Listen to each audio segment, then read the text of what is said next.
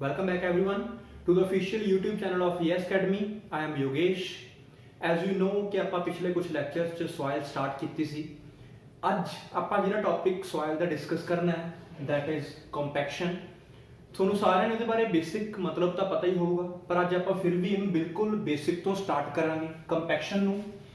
ਜਿਵੇਂ ਆਪਾਂ ਪਹਿਲਾਂ ਇੱਕ ਵਾਰੀ ਡਿਸਕਸ ਕੀਤਾ ਸੀ, soil ਦੇ ਵਿੱਚ ਤਿੰਨ ਚੀਜ਼ਾਂ ਹੁੰਦੀਆਂ ਨੇ। ਬਿਲਕੁਲ ਸਟਾਰਟਿੰਗ ਫੇਜ਼ ਡਾਇਗਰਾਮ ਦੇ ਵਿੱਚ ਆਪਾਂ ਪੜ੍ਹਿਆ ਸੀ, ਜਿਹਦੇ ਵਿੱਚ ਸੋਲਿਡਸ,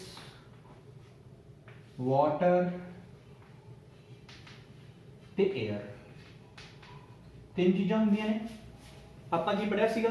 ਸੋਲਿਡਸ ਸਟਰੈਂਥ ਪ੍ਰੋਵਾਈਡ ਕਰਦੇ ਆ, ਵਾਟਰਸ ਵੋਇਡਸ ਨੂੰ ਫਿਲ ਕਰਦੇ ਆ, ਤੇ 에ਅਰਸ ਵੇਕੈਂਟ ਵੋਇਡਸ ਨੂੰ ਵੀ ਕਹਿ ਸਕਦੇ ਆ, ਜਾਂ ਉਹ ਵੋਇਡਸ ਨੂੰ ਵੀ ਕਹਿ ਸਕਦੇ ਜਿਨ੍ਹਾਂ ਵਿੱਚ ਹਵਾ ਭਰੀ ਵੀ ਹੁੰਦੀ ਹੈ।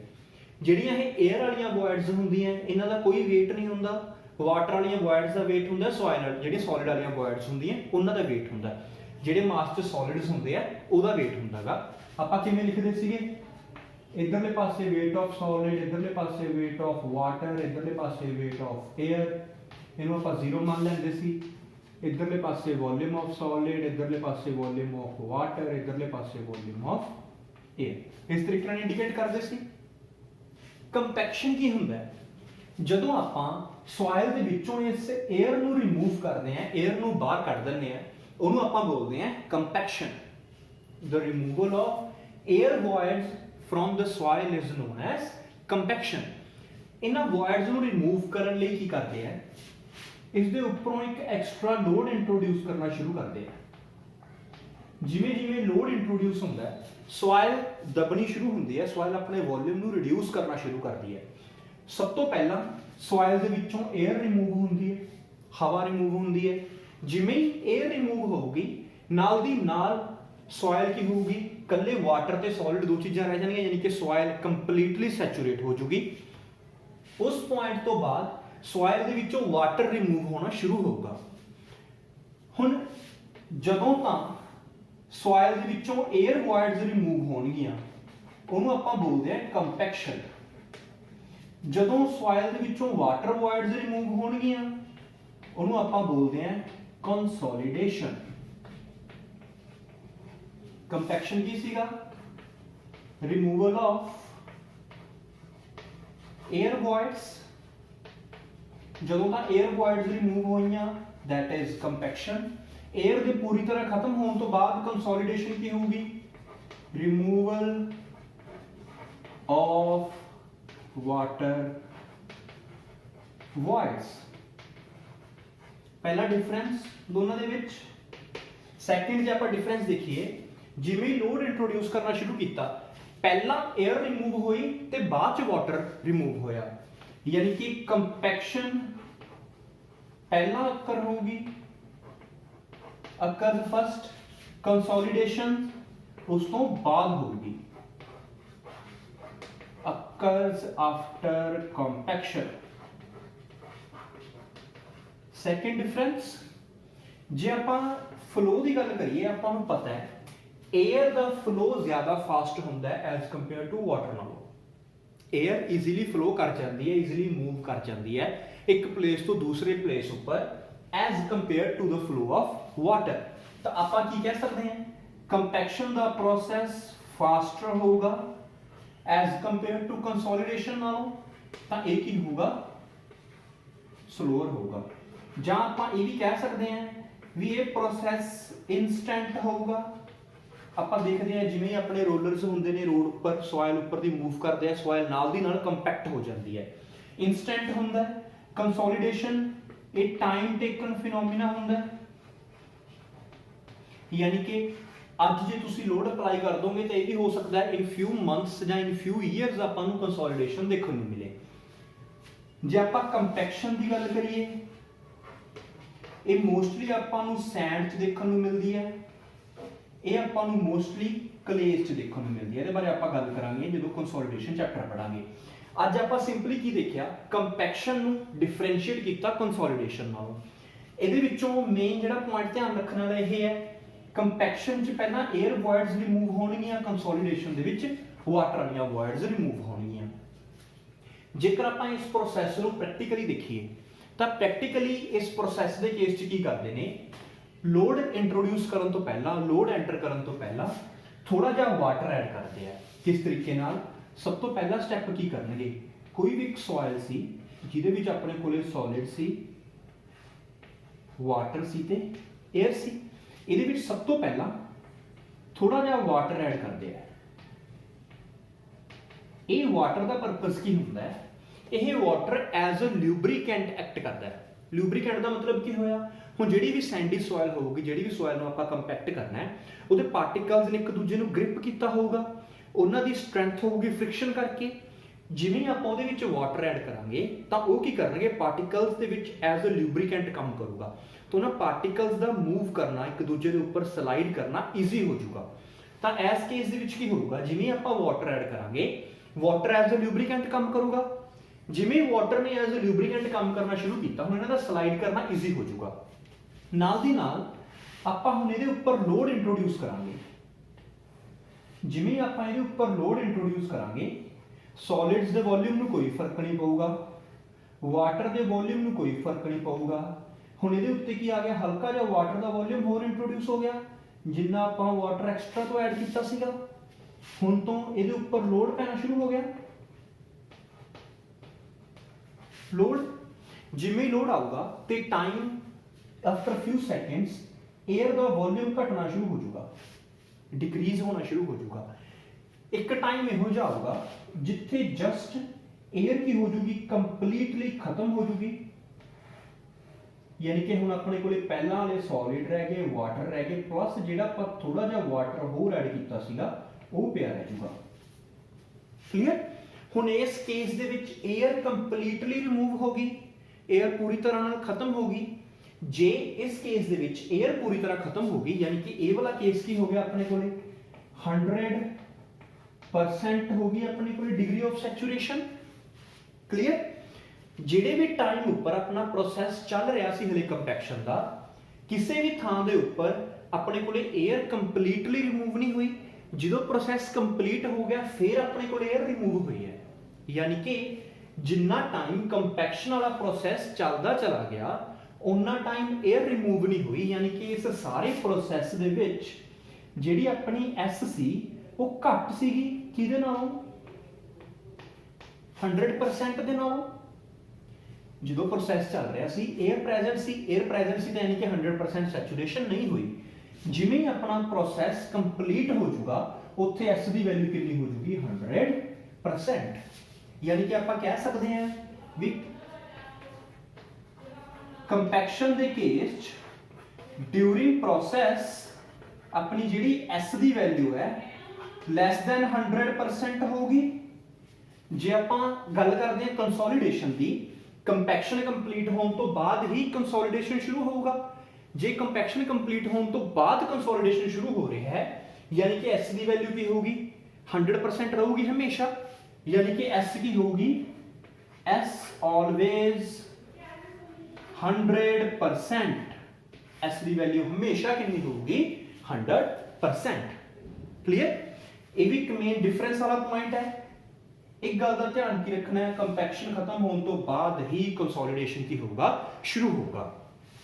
ਜੇ ਇਹ ਚੀਜ਼ ਆਪਾਂ ਥਿਓਰੈਟਿਕਲੀ ਪੜ੍ਹੀ ਹੈ, ਜੇ ਆਪਾਂ ਪ੍ਰੈਕਟੀਕਲੀ ਦੇਖੀਏ ਤਾਂ ਪ੍ਰੈਕਟੀਕਲੀ ਇਹ ਕਦੇ ਵੀ ਪੋਸੀਬਲ ਨਹੀਂ ਹੁੰਦਾ ਵੀ ਆਪਾਂ 에ਅਰ ਨੂੰ 100% ਰਿਮੂਵ ਕਰ ਦਈਏ। It is practically impossible. ਜੇ ਆਪਾਂ 에ਅਰ ਨੂੰ 100% ਰਿਮੂਵ ਨਹੀਂ ਕਰ ਸਕਦੇ, ਯਾਨੀ ਕਿ ਹਮੇਸ਼ਾ 에ਅਰ ਦੀ ਥੋੜੀ ਬਹੁਤੀ ਅਮਾਉਂਟ ਬਚੂਗੀ ਹੀ ਬਚੂਗੀ, ਤਾਂ ਪ੍ਰੈਕਟੀਕਲੀ ਜੇ ਆਪਾਂ ਪ੍ਰੈਕਟੀਕਲੀ ਦੇਖੀਏ ਤਾਂ ਪ੍ਰੈਕਟੀਕਲੀ ਜਿਵੇਂ S ਦੀ ਵੈਲਿਊ 0.8 ਜਾਂ 0.9 ਹੋ ਜਾਂਦੀ ਹੈ, ਜਾਂ ਜਿਹਨੂੰ ਆਪਾਂ 80% ਤੋਂ 90% ਦੇ ਵਿੱਚ ਬੋਲ ਦਈਏ, ਜਿਵੇਂ S ਦੀ ਵੈਲਿਊ 80% ਤੋਂ 90% ਦੇ ਵਿੱਚ ਹੋ ਜਾਂਦੀ ਹੈ, ਆਪਾਂ ਇਹ ਮੰਨ ਲੈਂਦੇ ਆ ਵੀ ਹੁਣ ਆਪਣੀ ਕੰਪੈਕਸ਼ਨ ਪੂਰੀ ਤਰ੍ਹਾਂ ਕੀ ਹੋ ਗਈ, ਕੰਪਲੀਟ ਹੋ ਗਈ। ਥਿਓਰੈਟਿਕਲੀ ਕੰਪੈਕਸ਼ਨ ਕੰਪਲੀਟ ਕਦੋਂ ਹੋਊਗੀ, ਜਦੋਂ S ਦੀ ਵੈਲਿਊ ਕਿੰਨੀ ਹੋਊਗੀ, 100%। ਕੁਇਕਲੀ ਸਾਰਾ ਕੁਝ ਫਿਰ ਤੋਂ ਰਿਵਾਈਜ਼ ਕਰਦੇ ਹਾਂ। ਸੋਇਲ ਦੇ ਵਿੱਚ ਤਿੰਨ ਚੀਜ਼ਾਂ ਹੋਣਗੀਆਂ, ਸੋਲਿਡ, ਵਾਟਰ, 에ਅਰ। 에ਅਰ ਨੂੰ ਜਦੋਂ ਰਿਮੂਵ ਕਰਾਂਗੇ ਉਹਨੂੰ ਬੋਲਾਂਗੇ ਕੰਪੈਕਸ਼ਨ, ਜਦੋਂ ਵਾਟਰ ਨੂੰ ਰਿਮੂਵ ਕਰਾਂਗੇ ਉਹਨੂੰ ਬੋਲਾਂਗੇ ਕੰਸੋਲੀਡੇਸ਼ਨ। ਕਲੀਅਰ? ਹੁਣ ਇਹ ਤੋਂ ਬਾਅਦ ਜੇਕਰ ਆਪਾਂ ਇੱਕ ਦੋ ਚੀਜ਼ਾਂ ਹੋਰ ਦੇਖੀਏ, ਕੰਪੈਕਸ਼ਨ ਪਹਿਲਾਂ ਅਕਰ ਕਰੂਗਾ ਕਿਉਂਕਿ 에ਅਰ ਈਜ਼ੀਲੀ ਰਿਮੂਵ ਹੋ ਜਾਂਦੀ ਹੈ ਵਾਟਰ ਤੋਂ ਪਹਿਲਾਂ। ਕੰਸੋਲੀਡੇਸ਼ਨ ਬਾਅਦ ਚੱਕਰ ਹੋਊਗੀ ਕੰਪੈਕਸ਼ਨ ਤੋਂ ਬਾਅਦ। 에ਅਰ ਵਾਲਾ ਪ੍ਰੋਸੈਸ ਫਾਸਟਰ ਹੋਊਗਾ, ਵਾਟਰ ਵਾਲਾ ਸਲੋਅਰ ਹੋਊਗਾ। 에ਅਰ ਵਾਲਾ ਇਨਸਟੈਂਟ ਹੋ ਜਾਊਗਾ, ਵਾਟਰ ਵਾਲਾ ਟਾਈਮ ਟੇਕਿੰਗ ਹੋਊਗਾ। ਮੋਸਟਲੀ ਸੈਂਡ ਚੱਕਰ ਹੁੰਦੀ ਹੈ, ਕੰਸੋਲੀਡੇਸ਼ਨ ਮੋਸਟਲੀ ਕਲੇਸ਼ ਚੱਕਰ ਹੁੰਦੀ ਹੈ। ਜੇ ਆਪਾਂ ਕੰਪੈਕਸ਼ਨ ਦੀ ਗੱਲ ਕਰੀਏ ਤਾਂ ਡਿਊਰਿੰਗ ਪ੍ਰੋਸੈਸ S ਦੀ ਵੈਲਿਊ ਲੈਸ ਦੈਨ 100% ਹੋਊਗੀ। ਇਹਦੇ ਵਿੱਚ S ਦੀ ਵੈਲਿਊ ਹਮੇਸ਼ਾ 100% ਰਹੂਗੀ। ਪ੍ਰੈਕਟੀਕਲੀ ਕੀ ਕਰਦੇ ਆ, ਸਭ ਤੋਂ ਪਹਿਲਾਂ ਥੋੜਾ ਜਿਹਾ ਵਾਟਰ ਐਡ ਕਰਦੇ ਆ ਜਿਹੜਾ ਕਿ ਐਜ਼ ਅ ਲੂਬਰੀਕੈਂਟ ਕੰਮ ਕਰਦਾ ਹੈ। ਉਹਦਾ ਮਕਸਦ ਕੀ ਹੁੰਦਾ ਹੈ, ਉਹਨੇ ਫ੍ਰਿਕਸ਼ਨ ਥੋੜੀ ਜਿਹੀ ਘਟਾ ਦੇਣੀ ਹੈ। ਫ੍ਰਿਕਸ਼ਨ ਦੇ ਘਟਦੇ ਕੀ ਹੋਊਗਾ, ਪਾਰਟੀਕਲਸ ਇੱਕ ਦੂਜੇ ਉੱਪਰ ਸਲਾਈਡ ਕਰਨਾ, ਮੂਵ ਕਰਨਾ ਈਜ਼ੀ ਹੋ ਜਾਊਗਾ। ਤੇ ਨਾਲ ਦੀ ਨਾਲ ਆਪਣਾ ਕੀ ਹੋਊਗਾ, ਜਿਵੇਂ S ਦੀ ਵੈਲਿਊ 0.8 ਤੋਂ 0.9 ਦੇ ਵਿੱਚ ਜਾਊਗੀ ਜਾਂ 80 ਤੋਂ 90% ਦੇ ਵਿੱਚ ਜਾਊਗੀ, ਨਾਲ ਦੀ ਨਾਲ ਆਪਾਂ ਇਹ ਮੰਨ ਲਾਂਗੇ ਵੀ ਆਪਣੀ ਕੰਪੈਕਸ਼ਨ ਕੰਪਲੀਟ ਹੋ ਗਈ। ਕਲੀਅਰ। ਪ੍ਰੈਕਟੀਕਲੀ ਇੰਨੀ ਵੈਲਿਊ ਹੀ ਅਚੀਵ ਹੁੰਦੀ ਹੈ S ਦੀ। ਥਿਓਰੇਟਿਕਲੀ ਆਪਾਂ ਇਹ ਮੰਨਦੇ ਹਾਂ ਵੀ ਜਦੋਂ 에ਅਰ ਕੰਪਲੀਟਲੀ ਰਿਮੂਵ ਹੋ ਗਈ, S ਦੀ ਵੈਲਿਊ 100% ਹੋ ਜੂਗੀ, ਉਦੋਂ ਹੀ ਆਪਾਂ ਕੰਪੈਕਸ਼ਨ ਨੂੰ ਕੰਪਲੀਟ ਮੰਨਾਂਗੇ। ਕਲੀਅਰ। ਕੰਪੈਕਸ਼ਨ ਕਰਨ ਦੇ ਲਈ ਆਪਾਂ ਨੂੰ ਕੁਝ ਨਾ ਕੁਝ ਲੋਡਸ ਇੰਟਰੋਡਿਊਸ ਕਰਨੇ ਪੈਣਗੇ, ਸੋਇਲ ਦੇ ਉੱਪਰ ਕੋਈ ਨਾ ਕੋਈ ਲੋਡ ਪਾਉਣੇ ਪੈਣਗੇ। ਤਾਂ ਉਹਦੇ ਲਈ ਜਿਹੜੇ ਆਪਾਂ ਲੋਡਸ ਪਾ ਸਕਦੇ ਹਾਂ ਕਿਸੇ ਵੀ ਚੀਜ਼ ਉੱਪਰ, ਜਿਹੜੇ ਆਪਾਂ ਲੋਡਸ ਇੰਟਰੋਡਿਊਸ ਕਰਨੇ ਹੁੰਦੇ ਆ, ਇਹ ਲੋਡਸ ਦੋ ਤਰੀਕੇ ਦੇ ਹੋ ਸਕਦੇ ਹੁੰਦੇ ਆ, ਸਟੈਟਿਕ ਔਰ ਡਾਇਨਾਮਿਕ। ਸਟੈਟਿਕ ਦਾ ਮਤਲਬ ਕੀ ਹੈਗਾ, ਕੋਈ ਵੀ ਇੱਕ ਸੋਇਲ ਮਾਸ ਦੇ ਉੱਪਰ ਲੋਡ ਰੱਖਿਆ ਤੇ ਕੰਟੀਨਿਊਸਲੀ ਅਪਲਾਈ ਕਰਕੇ ਛੱਡਤਾ, ਸਟੈਟਿਕ। ਡਾਇਨਾਮਿਕ ਕੀ ਹੋਊਗਾ, ਲੋਡ ਦੇ ਵਿੱਚ ਕੁਝ ਵਾਈਬ੍ਰੇਸ਼ਨਸ ਹੋਣਗੀਆਂ, ਲੋਡ ਮੂਵ ਕਰੂਗਾ, ਜਾਂ ਤਾਂ ਜਿਵੇਂ ਕੰਟੀਨਿਊਸਲੀ ਬਲੋਇੰਗ ਲੋਡ ਹੋ ਸਕਦਾ ਜਾਂ ਆਪਣਾ ਲੋਡ ਵਾਈਬ੍ਰੇਟਰੀ ਹੋ ਸਕਦਾ ਹੈਗਾ ਡਾਇਨਾਮਿਕ ਦੇ ਵਿੱਚ। ਸਟੈਟਿਕ ਕੀ ਹੋਊਗਾ, ਲੋਡ ਨੂੰ ਇੱਕੋ ਵਾਰ ਇੰਟਰੋਡਿਊਸ ਕੀਤਾ ਤੇ ਛੱਡਤਾ, ਜਿਵੇਂ ਕਿ ਆਪਣੇ ਰੋਲਰਸ ਹੋ ਗਏ, ਸਿੰਗਲ ਟਾਈਮ ਲੋਡ ਇੰਟਰੋਡਕਸ਼ਨ ਹੋਊਗੀ। ਸਟੈਟਿਕ ਤੇ ਡਾਇਨਾਮਿਕ। ਜੇ ਆਪਾਂ ਇੱਕ ਸੋਇਲ ਨੂੰ ਕੰਪੈਕਟ ਕਰਨਾ ਹੋਵੇ ਤਾਂ ਡਾਇਨਾਮਿਕ ਦੇ ਕੇਸ 'ਚ ਲੋਡ ਦੀ ਅਮਾਉਂਟ ਜਿਹੜੀ ਆਪਾਂ ਨੂੰ ਰਿਕੁਆਇਰਡ ਹੋਊਗੀ ਉਹ ਘੱਟ ਹੋਊਗੀ ਐਜ਼ ਕੰਪੇਅਰ ਟੂ ਸਟੈਟਿਕ ਨਾਲੋਂ। ਸਟੈਟਿਕ ਦੇ ਵਿੱਚ ਜਿਹੜਾ ਲੋਡ ਰਿਕੁਆਇਰਡ ਹੋਊਗਾ ਉਹ ਜ਼ਿਆਦਾ ਹੋਊਗਾ, ਕਿਉਂਕਿ ਡਾਇਨਾਮਿਕ ਦੇ ਵਿੱਚ ਵਾਈਬ੍ਰੇਸ਼ਨਸ ਹੋਣਗੀਆਂ, ਵਾਈਬ੍ਰੇਸ਼ਨਸ ਈਜ਼ੀਲੀ ਸੋਇਲ ਨੂੰ ਕੰਪੈਕਟ ਕਰਵਾ ਦੇਣਗੀਆਂ। ਬਟ ਜੇ ਮੈਂ ਸਟੈਟਿਕ ਦੀ ਗੱਲ ਕਰਾਂ, ਸਟੈਟਿਕ ਦੇ ਵਿੱਚ ਕੋਈ ਵਾਈਬ੍ਰੇਸ਼ਨਸ ਨਹੀਂ ਹੋਣਗੀਆਂ ਤਾਂ ਆਪਾਂ ਨੂੰ ਲੋਡ ਹੀ ਜ਼ਿਆਦਾ ਅਪਲਾਈ ਕਰਨਾ ਪਊਗਾ। ਕਲੀਅਰ। ਤਾਂ ਸਟੈਟਿਕ ਤੇ ਡਾਇਨਾਮਿਕ ਜਿਹੜੇ ਇਹ ਦੋਨੇ ਲੋਡਸ ਅਪਲਾਈ ਹੋਣ ਤੋਂ ਬਾਅਦ ਸੋਇਲ ਦੀਆਂ ਵੋਇਡਸ ਕੀ ਹੋਣਗੀਆਂ, ਡਿਕਰੀਜ਼ ਕਰਨਗੀਆਂ। ਲੋਡ ਅਪਲਾਈ ਹੋਣ ਤੋਂ ਬਾਅਦ ਵੋਇਡਸ ਘਟਣਗੀਆਂ, ਜਾਂ ਮੈਂ ਇਹ ਕਹਿ ਸਕਦਾ ਵੀ E ਦੀ ਵੈਲਿਊ ਕੀ ਹੋਊਗੀ, ਘਟੂਗੀ, ਵੋਇਡ ਰੇਸ਼ੋ ਫਾਲ ਕਰੂਗੀ। ਜਾਂ ਆਪਾਂ ਇੱਕ ਚੀਜ਼ ਇਹ ਵੀ ਕਹਿ ਸਕਦੇ ਹਾਂ ਵੀ ਸੋਇਲ ਦੀ ਸਟਰੈਂਥ ਕੀ ਹੋਊਗੀ, ਇੰਪਰੂਵ ਹੋਊਗੀ। ਸਟਰੈਂਥ ਇੰਪਰੂਵ ਹੋਣ ਤੋਂ ਕੀ ਮਤਲਬ ਹੈ, ਜੇ ਮੈਂ ਸੇਮ ਵੋਲਿਊਮ ਆਫ ਸੋਇਲ ਲੈ ਰਹੇ ਹਾਂ ਤਾਂ ਹੁਣ ਕੰਪੈਕਸ਼ਨ ਹੋਣ ਤੋਂ ਬਾਅਦ ਸੇਮ ਵੋਲਿਊਮ ਆਫ ਸੋਇਲ ਦੇ ਵਿੱਚ ਵੋਲਿਊਮ ਆਫ ਸੋਲਿਡਸ ਜ਼ਿਆਦਾ ਹੋਊਗਾ। ਜਿੰਨਾ ਵੋਲਿਊਮ ਆਫ ਸੋਲਿਡਸ ਜ਼ਿਆਦਾ ਹੋਊਗਾ ਉਨੀ ਹੀ ਸੋਇਲ ਦੀ ਲੋਡ ਬੀਅਰਿੰਗ ਕਪੈਸਿਟੀ, ਸੋਇਲ ਦੀ ਲੋਡ ਟੇਕਿੰਗ ਕਪੈਸਿਟੀ ਜ਼ਿਆਦਾ ਹੋਊਗੀ। ਲੋਡ ਅਪਲਾਈ ਕੀਤੇ, E ਦੀ ਵੈਲਿਊ ਫਾਲ ਹੋਈ, ਜਿੰਨੀ E ਦੀ ਵੈਲਿਊ ਫਾਲ ਹੋਈ ਉਨੀ ਸਟਰੈਂਥ ਕੀ ਹੋਊਗੀ, ਇਨਕਰੀਜ਼ ਹੋਊਗੀ, ਸੋਇਲ ਆਪਣੀ ਡੈਂਸ ਹੋਊਗੀ। ਕਲੀਅਰ। ਹੁਣ ਇਹ ਲੋਡ ਅਪਲਾਈ ਹੋਣ ਤੋਂ ਬਾਅਦ ਸੋਇਲ ਦੇ ਵਿੱਚ ਕੀ ਕੀ ਚੇਂਜਸ ਹੋਣਗੇ, ਆਪਾਂ ਇੱਕ ਕਰਵ ਬਣਾ ਕੇ ਦੇਖਦੇ ਹਾਂ। ਇਸ ਕਰਵ ਨੂੰ ਨਾਮ ਦਿੰਦੇ ਆ ਕੰਪੈਕਸ਼ਨ ਕਰਵ। ਜੇ ਆਪਾਂ ਇੱਕ ਚੀਜ਼ ਧਿਆਨ ਨਾਲ ਦੇਖੀਏ, ਸੋਇਲ ਦੇ ਵਿੱਚ ਜਿੰਨਾ ਵਾਟਰ ਕੰਟੈਂਟ ਜ਼ਿਆਦਾ ਹੋਊਗਾ, ਜਿੰਨੀ ਮੋਇਸਚਰ ਦੀ ਅਮਾਉਂਟ ਜ਼ਿਆਦਾ ਹੋਊਗੀ, ਉਨਾ ਹੀ ਸੋਇਲ ਦੇ ਉੱਤੇ ਲੋਡ ਘੱਟ ਅਪਲਾਈ ਕਰਨਾ ਪਊਗਾ। ਜਾਂ ਆਪਾਂ ਇਹ ਕਹਿ ਸਕਦੇ ਹਾਂ ਜਿੰਨਾ ਸੋਇਲ 'ਚ ਮੋਇਸਚਰ ਜ਼ਿਆਦਾ ਹੋਊਗਾ ਉਨਾ ਸੋਇਲ ਨੂੰ ਕੰਪੈਕਟ ਕਰਨਾ ਈਜ਼ੀ ਹੋਊਗਾ। ਇਸ ਚੀਜ਼ ਨੂੰ ਆਪਾਂ ਜਦੋਂ ਗ੍ਰਾਫ ਬਣਾ ਕੇ ਦੇਖਿਆ, ਇੱਕ ਪਾਸੇ ਆਪਾਂ ਮੋਇਸਚਰ ਕੰਟੈਂਟ ਰੱਖਿਆ, ਕਲੀਅਰ, ਇੱਕ ਪਾਸੇ ਆਪਾਂ ਰੱਖੀ ਸੋਇਲ ਦੀ ਡਰਾਈ ਡੈਂਸਿਟੀ। ਡਰਾਈ ਡੈਂਸਿਟੀ ਆਪਾਂ ਮੋਇਸਚਰ ਬਣਾਉਂਦੇ ਚਲੇ ਗਏ, ਨਾਲ ਨਾਲ ਉਹਨੂੰ ਕੰਪੈਕਟ ਕਰਦੇ ਚਲੇ ਗਏ, ਤੇ ਫਿਰ ਇਹ ਦੇਖਿਆ ਵੀ ਕਿੰਨੇ ਮੋਇਸਚਰ ਕੰਟੈਂਟ ਤੇ ਜਾ ਕੇ ਆਪਾਂ ਨੂੰ ਜਿਹੜਾ ਯੂਨਿਟ weight ਹੈ ਸੋਇਲ ਦਾ ਸਭ ਤੋਂ ਜ਼ਿਆਦਾ ਮਿਲਦਾ ਹੈ। ਤਾਂ ਹੁਣ ਜਦੋਂ ਉਹਦੀ ਕਰਵ ਬਣਾ ਕੇ ਦੇਖੀ ਤਾਂ ਉਹ ਕਰਵ ਕੁਝ ਇਸ ਤਰੀਕੇ ਨਾਲ ਬਣੀ, ਲਾਈਕ ਦਿਸ। ਯਾਨੀ ਕਿ ਇੱਕ ਮੋਇਸਚਰ ਕੰਟੈਂਟ ਐਦਾਂ ਦਾ ਆਇਆ ਜਿੱਥੇ ਜਾ ਕੇ ਸੋਇਲ ਦੀ ਡਰਾਈ ਡੈਂਸਿਟੀ ਆਪਾਂ ਨੂੰ ਮੈਕਸਿਮਮ ਮਿਲੀ, ਯਾਨੀ ਕਿ ਇੱਥੇ ਆਪਾਂ ਨੂੰ ਗਾਮਾ ਡੀ ਕੀ ਮਿਲਿਆ, ਮੈਕਸਿਮਮ। ਜੇ ਮੈਂ ਇਸ ਤੋਂ ਬਾਅਦ ਹੋਰ ਮੋਇਸਚਰ ਕੰਟੈਂਟ ਵਧਾਇਆ, ਨਾਲ ਦੀ ਨਾਲ ਯੂਨਿਟ weight ਫਿਰ ਤੋਂ ਘਟਣਾ ਸ਼ੁਰੂ ਹੋ ਗਿਆ, ਡਿਕਰੀਜ਼ ਹੋਣਾ ਸ਼ੁਰੂ ਹੋ ਗਿਆ। ਪਹਿਲਾਂ ਵਾਟਰ ਕੰਟੈਂਟ ਜ਼ੀਰੋ ਵੇਲੇ ਸੋਇਲ ਡਰਾਈ ਸੀ, ਸਟਰੈਂਥ ਜ਼ਿਆਦਾ ਸੀ। ਜਿਵੇਂ ਜਿਵੇਂ ਆਪਾਂ ਉਹਦੇ ਉੱਤੇ ਵਾਟਰ ਕੰਟੈਂਟ ਵਧਾਉਂਦੇ ਚਲੇ ਗਏ, ਨਾਲ ਦੀ ਨਾਲ ਜਿਹੜੀ ਡਰਾਈ ਡੈਂਸਿਟੀ ਉਹ ਵਧਣੀ ਸ਼ੁਰੂ ਹੋ ਗਈ, ਕਿਉਂਕਿ ਹੁਣ ਸੋਇਲ ਈਜ਼ੀਲੀ ਕੰਪੈਕਟ ਹੋਣ ਲੱਗੀ। ਬਟ ਇੱਕ ਪੁਆਇੰਟ ਇਹੋ ਜਿਹਾ ਆਇਆ ਜਿਸ ਤੋਂ ਬਾਅਦ ਜੇ ਆਪਾਂ ਹੋਰ ਵਾਟਰ ਕੰਟੈਂਟ ਵਧਾ ਰਹੇ ਸੀ ਤਾਂ ਉਹਦੇ ਨਾਲ ਸੋਇਲ ਦੀ ਜਿਹੜੀ ਡਰਾਈ ਡੈਂਸਿਟੀ ਉਹ ਘਟਣੀ ਸ਼ੁਰੂ ਹੋ ਗਈ। ਤਾਂ ਇਸ ਵਾਟਰ ਕੰਟੈਂਟ ਨੂੰ ਜਿੱਥੇ ਜਾ ਕੇ ਮੈਨੂੰ ਗਾਮਾ ਡੀ ਸਭ ਤੋਂ ਜ਼ਿਆਦਾ ਮਿਲ ਰਿਹਾ ਹੈ ਉਹਨੂੰ ਬੋਲਦੇ ਆ ਆਪਾਂ ਆਪਟੀਮਮ ਮੋਇਸਚਰ ਕੰਟੈਂਟ, OMC ਨਾਲ ਡਿਨੋਟ ਕਰਾਂਗੇ। Optimum moisture content, optimum moisture content ਕੀ ਹੈ? ਉਹ ਵਾਟਰ ਕੰਟੈਂਟ ਜਿੱਥੇ ਜਾ ਕੇ ਮੈਨੂੰ ਸੋਇਲ ਦਾ ਜਿਹੜਾ ਗਾਮਾ ਡੀ ਹੈ ਉਹ ਸਭ ਤੋਂ ਜ਼ਿਆਦਾ ਮਿਲ ਰਿਹਾ ਹੈ, that is known as optimum moisture content। ਇਹਦੀ ਮੈਂ ਫੁੱਲ ਫਾਰਮ ਲਿਖ ਰਿਹਾ ਨੀਚੇ, optimum moisture content। ਹੁਣ ਜੇ ਆਪਾਂ ਫੀਲਡ ਦੇ ਵਿੱਚ ਕੰਪੈਕਸ਼ਨ ਕਰਾਂਗੇ, ਫੀਲਡ ਦੇ ਵਿੱਚ ਕੰਪੈਕਸ਼ਨ ਕਰਨ ਵੇਲੇ ਆਪਣਾ ਟਾਰਗੇਟ ਹੋਊਗਾ ਆਪਾਂ ਇਸ ਗਾਮਾ ਡੀ ਮੈਕਸ ਦੇ ਜਿੰਨਾ ਕਲੋਜ਼ੈਸਟ ਜਾ ਸਕੀਏ ਆਪਾਂ ਇਹਦੇ ਉਨਾ ਨੇੜੇ ਪਹੁੰਚਣਾ ਹੈ ਗਾਮਾ ਡੀ ਮੈਕਸ ਦੇ ਉੱਪਰ। ਜੇ water content exactly moisture content ਜਿੰਨਾ ਰੱਖਣਾ ਹੈ ਫਿਰ ਹੀ ਇਹ ਚੀਜ਼ ਪੋਸੀਬਲ ਹੋ ਪਾਊਗੀ ਕਿ ਆਪਾਂ ਗਾਮਾ ਡੀ ਮੈਕਸ ਨੂੰ ਅਚੀਵ ਕਰ ਪਾਵਾਂਗੇ। ਬਟ ਪ੍ਰੈਕਟੀਕਲੀ ਇਹ ਚੀਜ਼ ਕਦੇ ਵੀ ਅਚੀਵ ਨਹੀਂ ਹੋ ਸਕਦੀ ਕਿਉਂਕਿ ਫੀਲਡ ਦੇ ਵਿੱਚ ਆਪਣੀਆਂ ਕੰਡੀਸ਼ਨਸ ਚੇਂਜ ਹੁੰਦੀਆਂ ਰਹਿੰਦੀਆਂ ਨੇ। ਜੇ ਉੱਥੇ ਰੇਨ ਆ ਗਈ ਤਾਂ ਵਾਟਰ ਕੰਟੈਂਟ ਇਨਕਰੀਜ਼ ਹੋ ਜਾਊਗਾ, ਜੇ ਸਨ ਜ਼ਿਆਦਾ ਉਹਦੀ ਗਰਮੀ ਜ਼ਿਆਦਾ ਹੋਈ ਤਾਂ ਉਸ ਕੇਸ 'ਚ ਮੋਇਸਚਰ ਕੰਟੈਂਟ ਘਟ ਜਾਊਗਾ। ਤਾਂ ਦੋਨੇ ਕੇਸਿਸ ਹੋਣਗੇ। ਜੇ ਤਾਂ ਆਪਣਾ ਮੋਇਸਚਰ ਕੰਟੈਂਟ ਘੱਟ ਰਹਿ ਜੇ ਆਪਟੀਮਮ ਮੋਇਸਚਰ ਕੰਟੈਂਟ ਤੋਂ, ਯਾਨੀ ਕਿ ਜਿਹੜਾ ਆਹ ਵਾਲਾ ਜ਼ੋਨ ਹੋਊਗਾ, ਇਸ ਜ਼ੋਨ ਨੂੰ ਆਪਾਂ ਬੋਲਦੇ ਹਾਂ ਡਰਾਈ ਆਫ OMC। ਜੇ ਮੋਇਸਚਰ ਕੰਟੈਂਟ ਘੱਟ ਰਹਿ ਗਿਆ ਉਹਨੂੰ ਬੋਲਦੇ ਆ ਡਰਾਈ ਆਫ OMC, OMC ਤੋਂ ਡਰਾਈ ਰਹਿ ਜਾਣਾ। ਜੇ ਮੋਇਸਚਰ ਕੰਟੈਂਟ ਜ਼ਿਆਦਾ ਹੋ ਗਿਆ ਤਾਂ ਉਹਨੂੰ ਬੋਲਦੇ ਆ ਵੈਟ ਆਫ OMC। ਜੇ ਮੋਇਸਚਰ ਕੰਟੈਂਟ ਘੱਟ ਹੈ ਡਰਾਈ ਆਫ OMC, ਜੇ ਮੋਇਸਚਰ ਕੰਟੈਂਟ ਵੱਧ ਹੈ ਤਾਂ ਵੈਟ ਆਫ OMC। ਇਹ ਦੋ ਚੀਜ਼ਾਂ ਨੇ। ਹੁਣ ਇਹਦੇ ਵਿੱਚੋਂ ਆਪਾਂ ਅਚੀਵ ਕਰਨਾ ਹੈ ਆਪਟੀਮਮ ਮੋਇਸਚਰ ਕੰਟੈਂਟ।